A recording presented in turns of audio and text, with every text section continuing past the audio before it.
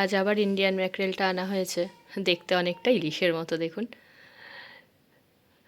এর স্বাদটাও কিন্তু একদম ইলিশের মতো লাগে। একটু বড়গুলোই আনা হয়েছে, তো এগুলোকে আমি একটুখানি ভালো করে ধুয়ে পিস করে নেব। অনেক দিন পর আনা হলো। এর আগে আনা হয়েছিল কিন্তু বড়টা আনা হয়নি, ছোটোগুলো আনা হয়েছিল। এবারে একটু বড়টাই নিয়ে এসছে, তো ভাবলাম আপনাদের সাথে শেয়ার করি। এটা আমাদের দেশে কী নামে পরিচিত আমি ঠিক জানি না। ইন্ডিয়ান ম্যাকরেল,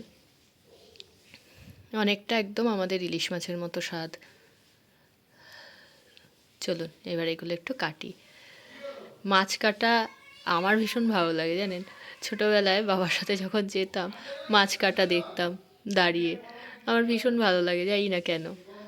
মাছ খেতেও ভালো লাগে, কাটতেও ভালো লাগে, তাই কাটিয়ে নিয়ে আসি না। দেখুন এখানে একদম ভর্তি তেল। তো তেলগুলো আজকে ইচ্ছে আছে একটুখানি বেগুন দিয়ে তেলটা করে নেব। আর এটা যেহেতু বড় মাছ, এগুলো সব পিস করে করে একটু কেটে নিই। দেখুন ভালোই বড় পিস হয়েছে। চলুন আর বাকিগুলো একটু কেটে নিই। ভীষণ তেল মাছটায়। আর এটা আজকে আমি একটু নারকেল সর্ষে দিয়ে বেগুন দিয়ে করব, আর মাছের তেলটা করব। আজ আর মাছের মাথাটা করব না, ওটা অন্য দিন দেখি কি দিয়ে করা যায়, অবশ্যই আপনাদের সাথে শেয়ার করব।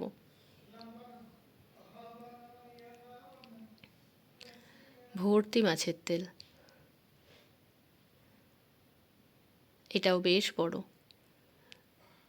আপনাদের কার কার ভালো লাগে এরম মাছ কাটা দেখতে? আমার ভীষণ ভালো লাগে জানেন।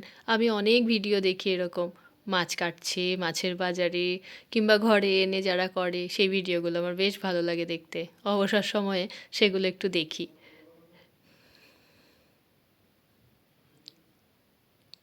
ব্যাস হয়ে গেল, তেলগুলোকে বের করে নেব আর একটুখানি নুন হলুদ মাখিয়ে তৈরি করব। অনেকগুলো পিস হয়েছে, আজকেই সবটা করব না, একেবারে কেটে রেখে দিলাম। বারবার ওই বের করে করাটা খুব সমস্যার। পিসগুলো করে রেখে দিলে সুবিধে হয়।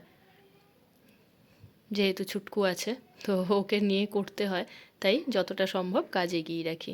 আপনাদের কেমন লাগলো জানাবেন অবশ্যই। ভিডিওটা যদি ভালো লাগে লাইক কমেন্ট করবেন।